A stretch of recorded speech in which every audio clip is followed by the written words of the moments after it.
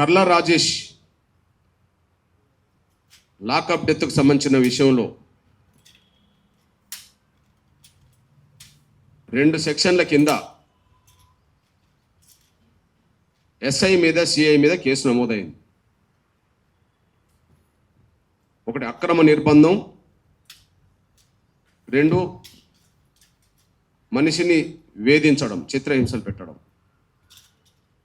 ఇది 127B 1152. ఇది SI మీద సిఐ మీద కేసు నమోదైంది. మరియు ఎస్సీ ఎస్టీ అట్రాసిటీ కేసు నమోదైంది.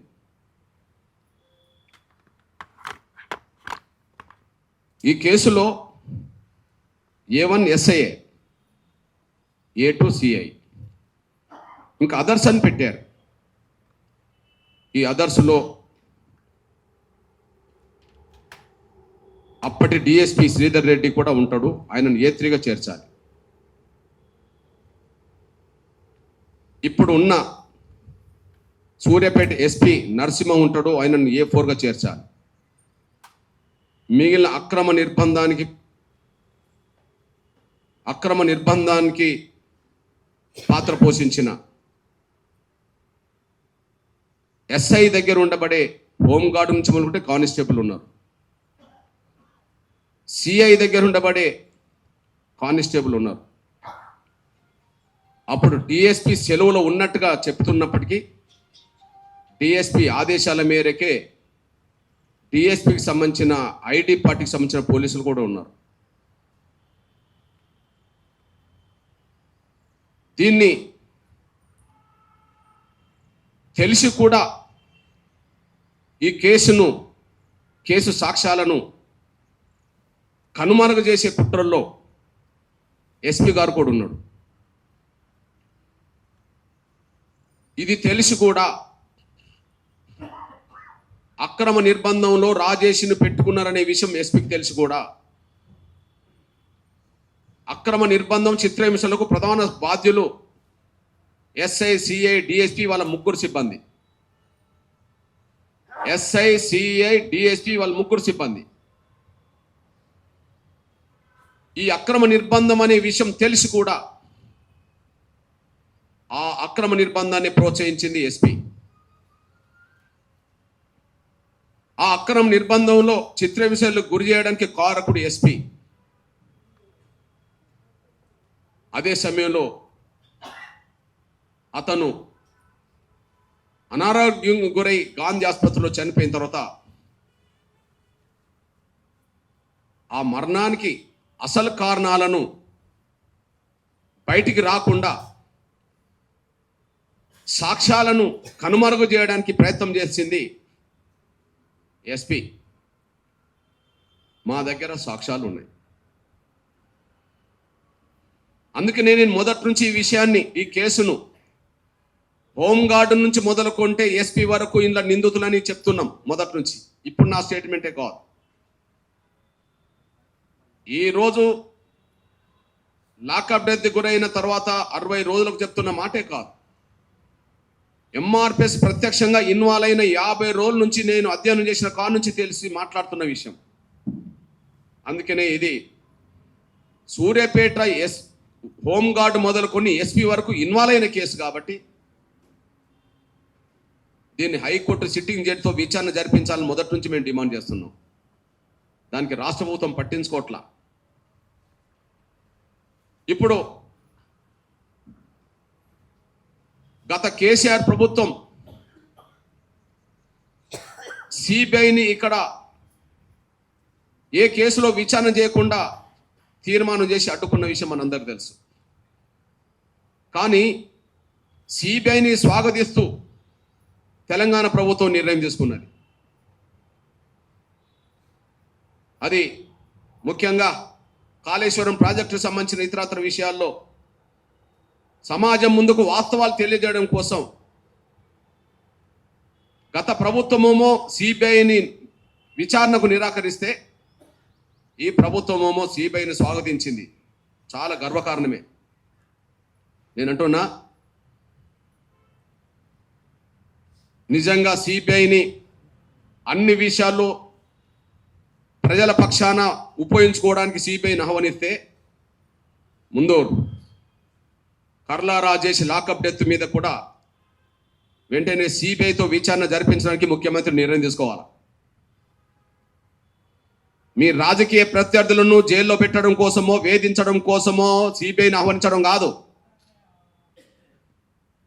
మీ రాజకీయ ప్రత్యర్థులను వేధించడం కోసమో జైల్లో పెట్టడం కోసమో లేదా లొంగ తీసుకోవడం కోసమో సిబిఐని ఆహ్వానించడం కాదు. మీ పోలీసులు చేసిన నేరాలను అరికట్టడానికి, ప్రజలకు రక్షణ కల్పించడానికి, పోలీసులు ఏ స్థాయిలో నేరానికి పాల్పడ్డా వాళ్ళని వదిలిపెట్టేది లేదని చెప్పడానికి ముఖ్యమంత్రి రేవంత్ రెడ్డి గారికి నిజంగా ఆ ధైర్యం, ఆ నిజాయితీ ఉంటే కోదాడ కర్లా రాజేష్ లాకప్ డెత్ విషయంలో సిబిఐని ఆహ్వానించాలి, సిబిఐతో విచారణ జరిపించాలి. ఇదే మీకు ప్రజల ప్రాణాల పట్ల ఎంతకు విలువనిస్తారో విలువనివ్వరో అనేది తేలడానికి ఈ కేసును సిబిఐకి అప్పగించకపోవడం మీద ఆధారపడి ఉన్నది.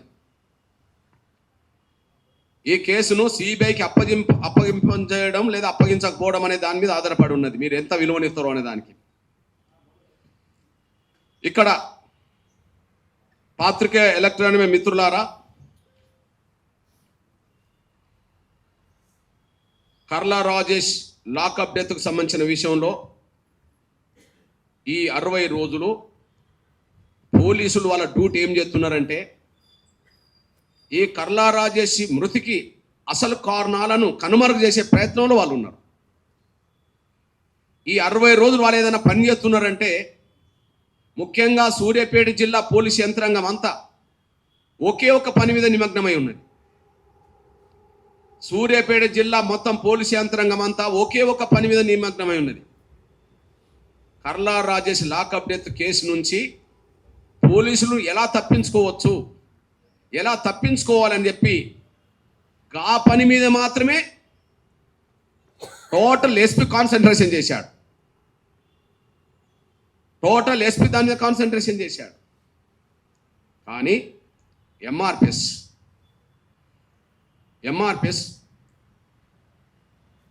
గత 50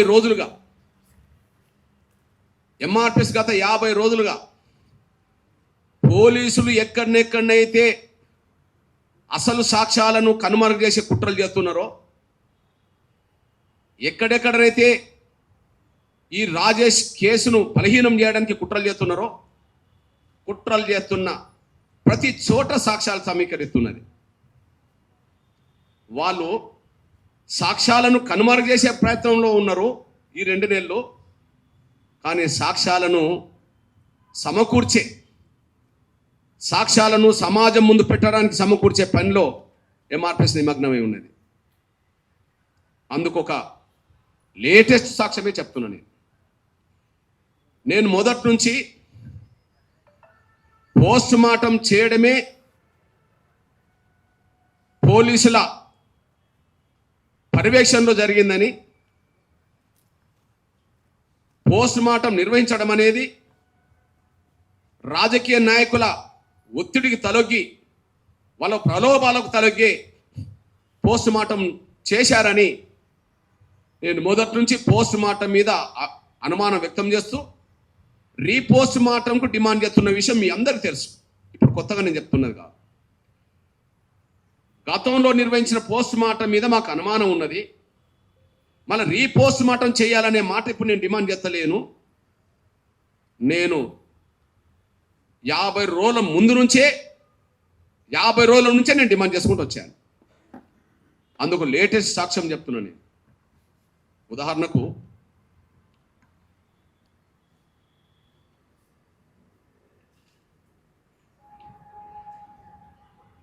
లాకప్ డెత్ కేసుల్లో 100% పోలీసులు తప్పించుకుంటుండ్రు అని, అలా తప్పించుకోవడానికి ఉపయోగపడేది డాక్టర్ల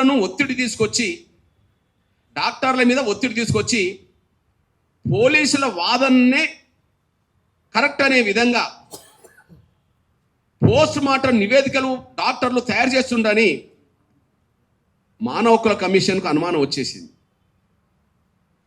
మానవ హక్కుల కమిషన్కు అనుమానం వచ్చేసింది. ఎందుకంటే ఇప్పటి వరకు లాకప్ డెత్ కేసుల్లో ఏ ఒక్కరికి శిక్షలు పడ్డ దాఖలాలు కనిపించట్లా దేశవ్యాప్తంగా. ఎందుకు శిక్షలు పడతలేవు అంటే ప్రధానంగా లాకప్ డెత్ నుంచి తప్పించుకునే పోలీసులు మొదటి పని, ప్రధానంగా కాన్సన్ట్రేషన్ చేసే పని వాళ్ళ శారీరకంగా వాళ్ళని పెట్టిన ఇబ్బందుల వల్లనో లేదా మేము పెట్టిన చిత్రహింసల వల్లనో అతను చనిపోలేదు, అనారోగ్యానికి గురే చనిపోయిందని చెప్పడం కోసమే పోలీసులు ప్రయత్నం చేస్తుంటారు. ఈ కేసులో అయినా ఏ కేసులో అయినా వాళ్ళ వాదననే ధృవీకరించే విధంగా పోస్ట్ మార్టం నివేదికలు డాక్టర్లు తయారు చేస్తుండని చెప్పి మానవ హక్కుల కమిషన్కి అనుమానం వచ్చేసింది. నేను మానవ హక్కుల కమిషన్ రంగనాథ్ మిశ్రా గారు ముఖ్యమంత్రులకు రాసిన లేఖ అందులో సారాంశం మాత్రం వినిపిస్తా. ముఖ్యమంత్రులకు రాసిన లేఖ అందులో సారాంశం మాత్రం వినిపిస్తా. ఈ కస్టడీ మరణాలన్నింటికి సంబంధించిన నివేదికలను కమిషన్ పరిశీలించగా చాలా కేసులలో పోస్ట్ మార్టం సరిగా జరగలేదని తరచుగా వెల్లడవుతుంది. సాధారణంగా నివేదికలు అజాగ్రత్తగా తయారు చేయబడుతున్నాయి మరియు మరణానికి కారణం గురించి ఒక అభిప్రాయం రావడానికి ఏమాత్రం సహాయపడట్లేదు. సత్యాన్ని అణిచివేయడానికి ఒక పద్ధతి ప్రకారం ప్రయత్నం జరుగుతుందని మరియు నివేదిక కేవలం సంఘటనలపై పోలీసుల వర్షన్ మాత్రమే కమిషన్ అభిప్రాయంగా వచ్చింది. అంటే పోలీసుల అభిప్రాయమే నివేదిక తయారు చేయడానికి దారితీస్తున్నది అని చెప్పి ముఖ్యమంత్రులకు లేఖ రాసి ఇంకొక మాట అన్నది. స్థానిక వైద్యులు పోలీసుల ఒత్తిడికి లోనవుతున్నారు. స్థానిక వైద్యులు పోలీసుల ఒత్తిడికి లోనవుతున్నారని చెప్పి పోస్ట్ మార్టం నిర్వహించేటప్పుడు పలు జాగ్రత్తలు తీసుకోవాలని చెప్పి మార్గదర్శక సూచనలు జారీ చేసింది. దీన్ని బట్టి పోలీస్ కస్టడీ మరణాలన్నిటినీ కనుమరుగు చేసుకోవడానికి పోలీసులు ఎవరి మీద ఆధారపడుతున్నారంటే పోస్ట్ మార్టం నివేదికల మీద ఆధారపడుతుండ అనే విషయం స్పష్టంగా రుజువు అవుతాను. ఓకే, ఇక్కడ ఈ కర్ల రాజేష్ లాకప్ డెత్ విషయం కూడా పోలీసులను కలవరబెడుతుంది. కాబట్టి పోలీసుల కాన్సన్ట్రేషన్ మొత్తం సికింద్రాబాద్ గాంధీ ఆసుపత్రిలో జరిగిన పోస్ట్ మార్టం నివేదికను వాళ్ళకు అనుకూలంగా మలుచుకోవడం కోసం ప్రయత్నం చేశారు. అందుకో సాక్ష్యం మీ కళ్ళ ముందు పెడుతున్నా చూడండి. నేను మొదటి నుంచి ఒక మాట చెప్పాను. ఇందులో ప్రధాన నిందితుడు సురేష్ రెడ్డి, చిలుకూరు ఎస్ఐ. ఇక్కడ పోస్ట్ మార్టం నిర్వహించింది లక్ష్మీకాంత్ రెడ్డి అని చెప్పాను. మొదటి నుంచి చెప్పాను. పోస్ట్ మార్టం నిర్వహించింది లక్ష్మీకాంత్ రెడ్డి అని చెప్పాను. మీరు చూడండి, డాక్టర్ లక్ష్మీకాంత్ రెడ్డి. ఇక్కడ పోస్ట్ మార్టం నిర్వహించేటప్పుడు నిపుణులైన కెమెరామెన్ వీడియోగ్రాఫర్తో మాత్రమే, శిక్షణ పొందిన కెమెరామెన్ వీడియోగ్రాఫర్లతో మాత్రమే ఇది వీడియో తీయించాలని చెప్పి మానవ హక్కుల కమిషన్ సూచనలు ఉంటాయి. ఇప్పుడు పోస్ట్ మార్టం నిర్వహించింది లక్ష్మీకాంత్ రెడ్డి డాక్టర్. ఆ వీడియో మీరు గాంధీ ఆసుపత్రిలో ప్రతి పోస్ట్ మార్టంని రికార్డ్ చేయడానికి వీడియో ఫోటోగ్రాఫర్ ఉంటాడు గాంధీ ఆసుపత్రిలో. కానీ కోదాడ నుంచి తీసుకొచ్చిండ్రు రామకృష్ణారెడ్డిని. నేను రెండు చెప్పాను. పోస్ట్ మార్టం చేసింది డాక్టర్ లక్ష్మీకాంత రెడ్డి, వీడియో తీసింది రామకృష్ణారెడ్డి కోదాడ. అంటే పోలీసులు మేనేజ్ చేసిన నేను ఎట్లా అంటున్నా, దానికే మీకు సాక్ష్యం చూపెడుతున్నా. పోస్ట్ మార్టం జరిగింది, పోస్ట్ మార్టం చేసింది నవంబర్ 17. ఆ నవంబర్ 17న లక్ష్మీకాంతారెడ్డి డ్యూటీ లేదు. నవంబర్ 17న డాక్టర్ లక్ష్మీకాంత్ రెడ్డి డ్యూటీ లేదు. Department of forensics medicine toxicology నెల రోజులు డ్యూటీ షెడ్యూల్, నెల రోజులు డ్యూటీ షెడ్యూల్. దానికి HOD doctor Kripal Singh, HOD Kripal Singh. ఇది నవంబర్ 1 మొదలుకొని నవంబర్ 30 వరకు, నవంబర్ 1 నుంచి నవంబర్ 30 వరకు ఏ డాక్టరు ఏ రోజు డ్యూటీలో ఉండాలి, పోస్ట్ మార్టం నిర్వహించకాడ అనే విషయంలో షెడ్యూల్ ఉన్నది. ఇలా షెడ్యూల్ ఉన్నది, చూడండి. ఆయన షెడ్యూల్ చదువుతాను. డాక్టర్ లక్ష్మీకాంతారెడ్డి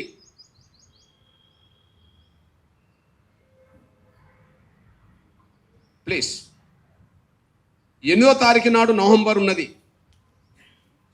డాక్టర్ లక్ష్మీకాంతారెడ్డి 13వ తారీఖు నాడు డ్యూటీ ఉన్నది. లక్ష్మీకాంతారెడ్డికి 19వ తారీఖు నాడు డ్యూటీ ఉన్నది. 19 ఉన్నది, 13 ఉన్నది, 8 ఉన్నది, 17 లేదు. మరి ఆయనను ఎలా తీసుకొచ్చి చేయించారు? డాక్టర్ లక్ష్మీకాంతారెడ్డి డ్యూటీ కాదు కదా, ఆయన ఎలా తీసుకొచ్చారు? ఆ రోజు డాక్టర్ సురాజ్,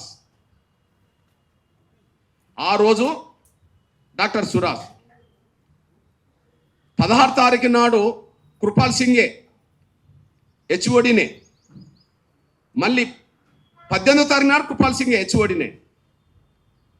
ఒకవేళ బాధ్యత తీసుకుంటే డాక్టర్ సురాజ్ రాకపోతే కృపాల్ సింగే తీసుకోవాలి. 19వ తారీఖు నాడు డాక్టర్ లక్ష్మీకాంతారెడ్డి ఉన్నది, కానీ 17 తీసుకున్నాడు.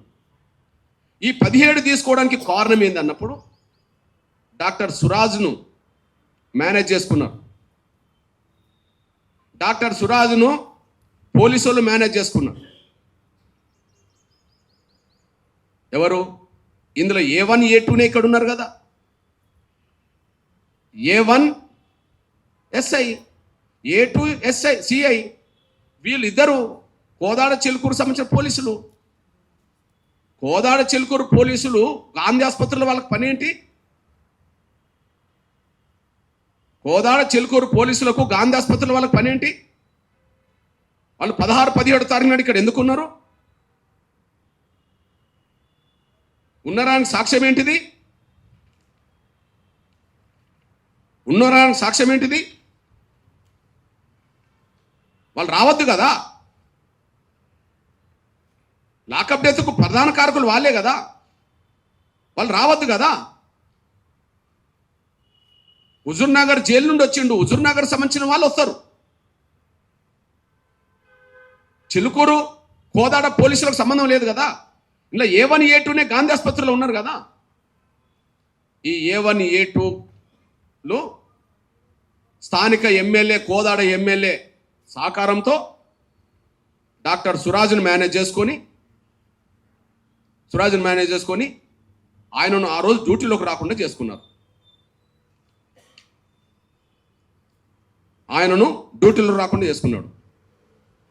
మీ దృష్టికి తీసుకొస్తున్నాను. ఆయన డ్యూటీలో రాకపోతే సెలవు పెడతాడు.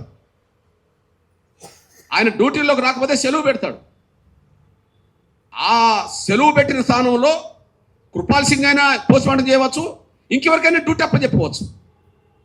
కానీ ఆ రోజు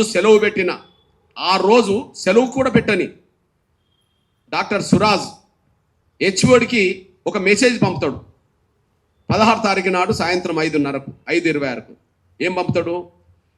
good evening sir, please permit to avail PDO tomorrow. Doctor Lakshmikantha Reddy will be attending my mortuary duty tomorrow.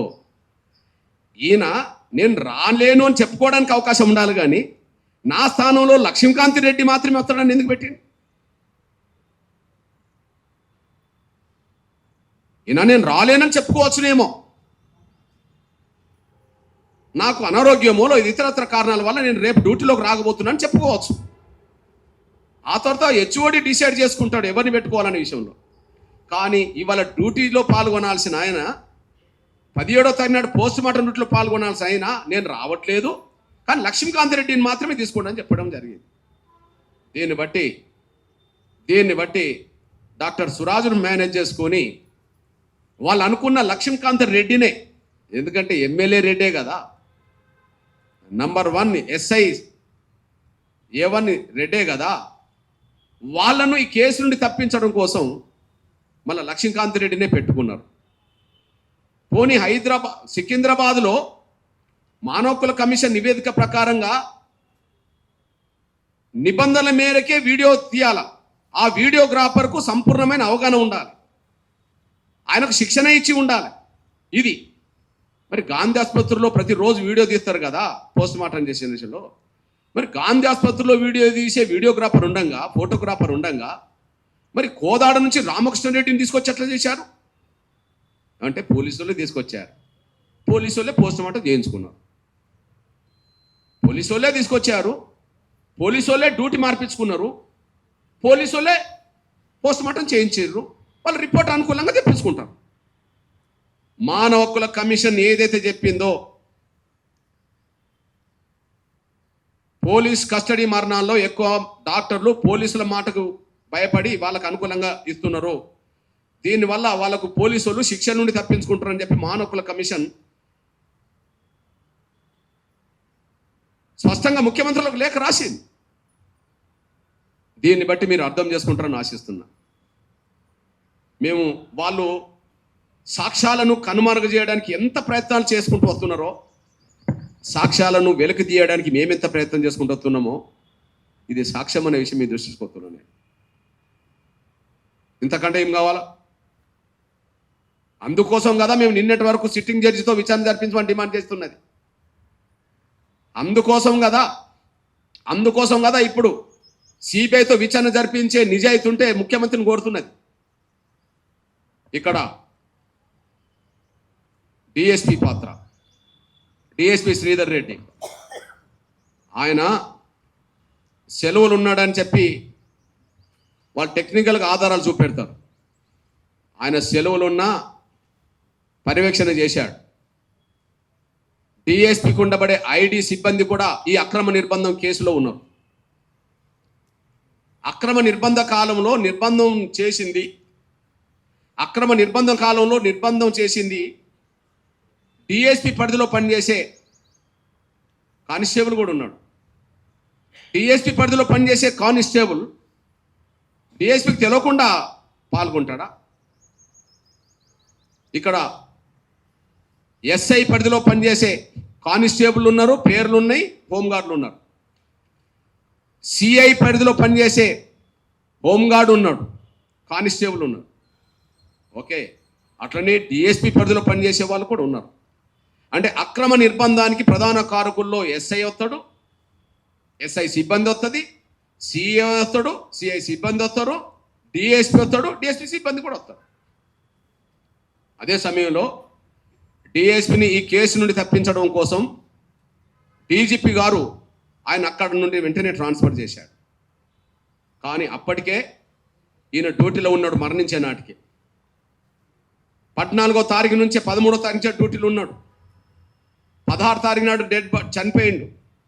ఇక్కడ నుంచి చిలుకూరు ఎస్ఐ రావాలంటే డిఎస్పి పర్మిషన్ లేకుండా వస్తాడా సాక్ష్యాలను కనుమరుగు చేయడానికి? కోదాడ నుంచి విత్ డ్యూటీలో ఇక్కడికి వచ్చిండు అనుకోండి, డిఎస్పికి సంబంధం లేకుండా వాళ్ళ పరిధి దాటి ఇక్కడికి వస్తారా? అంటే డిఎస్పి పంపించినట్టే కదా. ఒక కానిస్టేబుల్ ఎక్కడికన్నా వెళ్ళాలంటే ఎస్ఐ పర్మిషన్ ఉండదా? సిఐ పర్మిషన్ ఉండదా? డిఎస్పి పరిధిలో పనిచేసే వాళ్ళకు డిఎస్పి పర్మిషన్ ఉండదా? మరి ఎస్ఐ సిఐలు హైదరాబాద్ రావడానికి, పోస్ట్ మార్టం కంటే ముందు రోజు పోస్ట్ మార్టం జరిగే రోజు ఇక్కడ ఉండడానికి డిఎస్పి పర్మిషన్ లేకుండానే వచ్చారా? అంటే డిఎస్పి కూడా ఇది అక్రమ నిర్బంధం, చిత్రహింసల వల్ల చనిపోయాడని తెలుసు కాబట్టి ఎస్ఐ మీద కేసు కాకుండా, ఈ సిఐ మీద కేసు కాకుండా, తన మీద కూడా కేసు కాకుండా చూసుకోవడం కోసమే సాక్ష్యాలను కనుమరుగు చేసే కుట్రలో ఆయన పాత్ర పోషించిండు. ఆ పాత్ర పోషించడం వల్ల వాళ్ళు ఇక్కడికి వచ్చేసారు. ఈ విషయం అంతా తెలిసింది కాబట్టి 24 గంటల్లోనే ట్రాన్స్ఫర్ అయిపోయాడు అతను. ట్రాన్స్ఫర్ చేసింది కూడా డీజీపీ. శ్రీధర్ రెడ్డి గారి మీద ఈ కేసు నమోదు కాకుండా ఆయనను ట్రాన్స్ఫర్ చేశారు. ఎక్కడికి చేశారు ట్రాన్స్ఫర్? 24 తారీఖు నాడు ఈ రాష్ట్రంలో ఒక్కొక్కసారి ట్రాన్స్ఫర్లు ఎలా ఉంటాయి? సామూహికంగా ఉంటాయి. 10 మందినో, 15 మందినో, 20 మందినో, 30 మందినో ఎస్పీలను చేసినా, ఇంకోటి చేసినా ఉంటాయి. అకస్మాత్తు ట్రాన్స్ఫర్లు ఎందుకు వస్తాయి? మేము గూగుల్లో చెక్ చేస్తే ఆ గూగుల్ ఏం చెప్తున్నదంటే చిలుకూరు లాకప్ డెత్ విషయంలో కేసు విషయంలోనే అతన్ని ట్రాన్స్ఫర్ చేసినట్టుగా ఉన్నదని చెప్పి గూగుల్లో సమాచారం కనిపిస్తుంటుంది. లేకపోతే ఒక్కరిని ఎందుకు చేశాడు డీజీపీ ఆగమేఘాల మీద?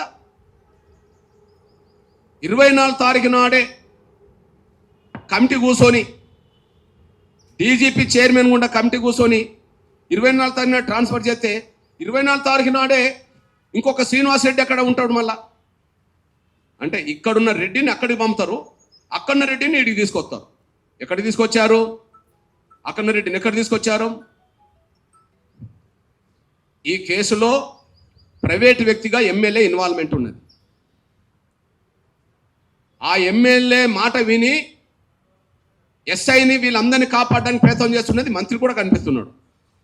ఇప్పుడు శ్రీధర్ రెడ్డి ఉత్తమ్ కుమార్ రెడ్డి గారి శాఖలో విజిలెన్స్ ఆఫీసర్గా వెళ్ళిపోయాడు. సివిల్ సప్లైకి సంబంధించిన దాంట్లో విజిలెన్స్ ఆఫీసర్ అంటే ఆయన మీద క్రమశిక్షణ చర్యలు తీసుకోవాల్సింది పోయి ఆయన మీద కేసు నమోదు కాకుండా ఆయనను ఉన్నత స్థాయికి తీసుకొచ్చి పెట్టేశాడు. మరింత ఆదాయ మార్గాలను కాడికి తీసుకొచ్చి పెట్టేశాడు. మళ్ళీ ఆగ మేఘాల మీద ఇక్కడ ఉండబడే సిఐడి విభాగంలో పనిచేసే శ్రీనివాసరెడ్డి గారిని అక్కడ పెట్టేశాడు. మీ సోదరుడిగా చెప్తున్నా, ఆయన ప్రత్యక్ష కేసులో ఉన్నాడు, కేసు నిర్వీర్యం చేసే కుట్రలో ఉన్నాడు. సాక్ష్యం ఏంటంటే అప్పటికి ఎస్ఐ మీద సిఐ మీద మేము కేసు నమోదు చేయండి అని చెప్పి డిఎస్పికి అధికారాలు ఉంటాయి. సిఆర్పిసి 36 ప్రకారంగా డిఎస్పికి అధికారాలు ఉంటాయి. వెంటనే ఎస్ఐ మీద సిఐ మీద కేసు నమోదు చేయమని చెప్పి డిఎస్పీ ఎండార్స్ చేస్తాడు. ఎస్ఐ మీద సిఐ మీద డిఎస్పీ ఎండార్స్ చేసి కేసు నమోదు చేయించలే. అప్పటికి ఉన్నాడు, ట్రాన్స్ఫర్ కాలే. 18వ తారీఖున డెడ్ బాడీ ఉన్నది. 18వ తారీఖున డెడ్ బాడీ ఉన్నది. 18వ తారీఖున శ్రీధర్ రెడ్డి గారు అక్కడ ఉన్నారు. 24 నాడు ట్రాన్స్ఫర్ అయ్యి వెళ్ళిపోయాడు. అంటే 18వ తారీఖు నాడు కేసు నమోదు చేయకపోవడం అంటే ఉద్దేశపూర్వకంగా ఎస్సీ ఎస్టీ యాక్ట్ నిర్వీర్యం చేసినట్టు కాదా? ఎస్సీ ఎస్టీ యాక్ట్లోని సెక్షన్ 4ను నిర్వీర్యం చేసినట్టు కాదా? ఆ పరంగా అతను నిందితుడు కాదా? అంటే కేసు నమోదు చేయాల్సిన బాధ్యత ఉన్న అధికారం ఉండబట్టి డిఎస్పీ నమోదు చేయలేదు కదా.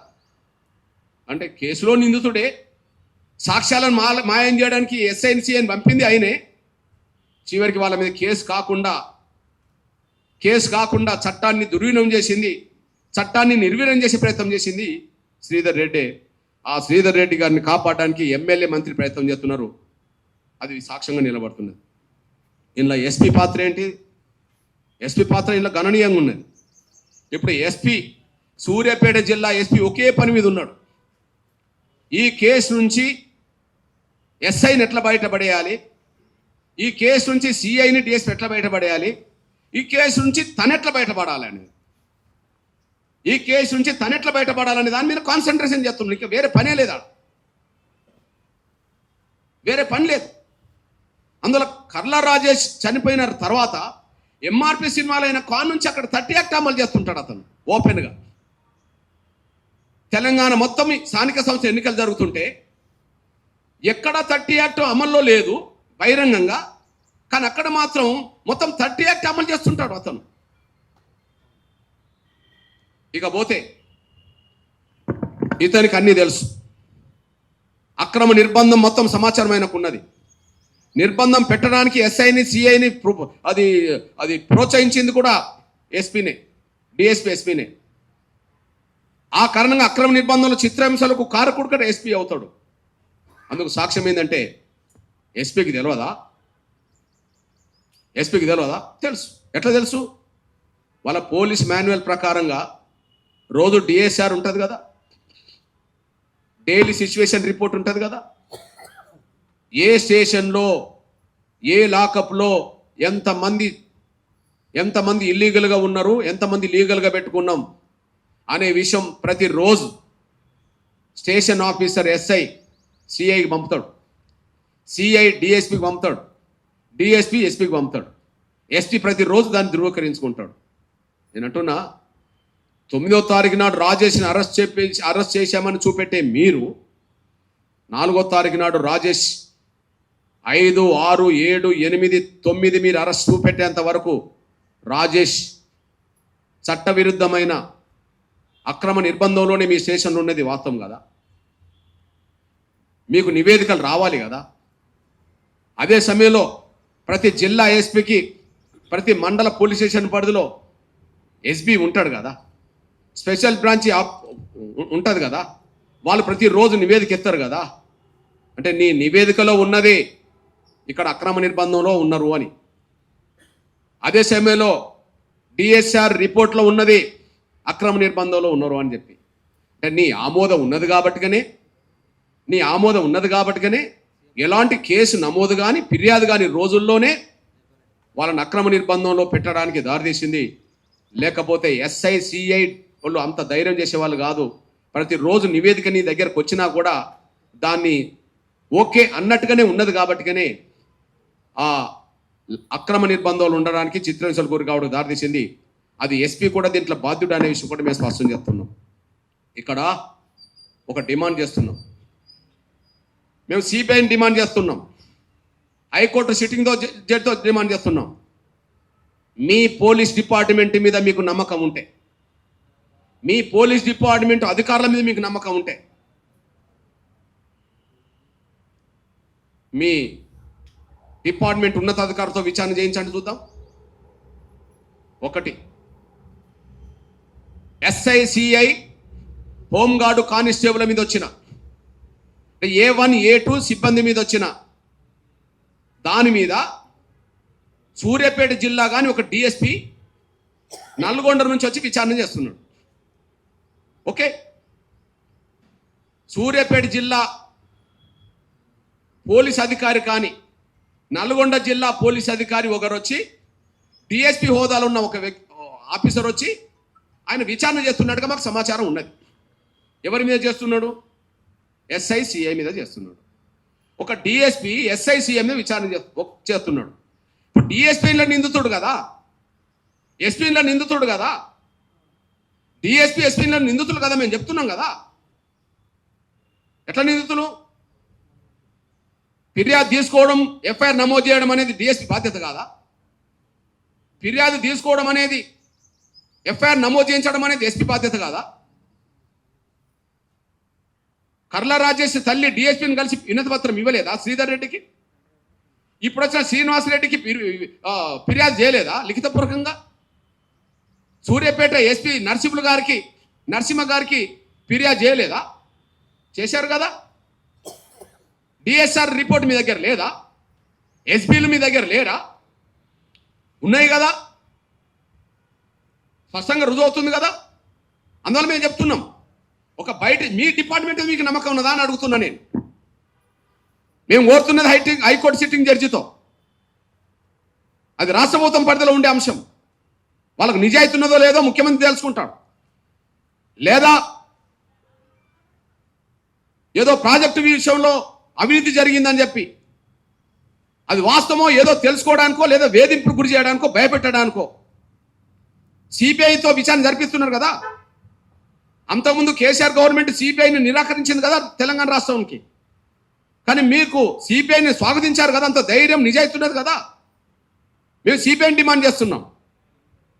కానీ డీజీపీకి తమ పోలీసుల మీద నమ్మకం ఉంటే, తమ పోలీసు వ్యవస్థ మీద నమ్మకం ఉంటే, డిఎస్పీ ఎస్పీ మీద వచ్చిన వాటి మీద, డిఎస్పీ ఎస్పీ మీద వచ్చిన వాటి మీద ఒక డిఐజీ తోటో ఐజీ తోటో అడిషనల్ డీజీ తోటో విచారణ జరిపించండి. మీ డిపార్ట్మెంట్లో ఎస్ఐసిఐ మీద వచ్చిన ఆరోపణల మీద ఎఫ్ఐఆర్ మీద మీరు విచారణ చేస్తున్నారు కదా బయట జిల్లా అధికారి. అట్లనే మీరు హైదరాబాద్ నుంచి పంపుతారా, ఉత్తర తెలంగాణ నుంచి పంపుతారా, బయట నుండి ఎక్కడి నుండి పంపండి. ఐజీ లెవెల్ పంపుతారో, అడిషనల్ డీజీ లెవెల్ పంపుతారో, ఎవరి లెవెల్ పంపుతారో చెప్పండి. మీ పోలీస్ అధికారుల మీద మీకు నమ్మకం ఉంటే మీరు విచారణకు ఆదేశించాలి. ఎవరితో? డిఎస్పీ ఎస్పీల మీద విచారణకు పై అధికారులతో చేయించండి.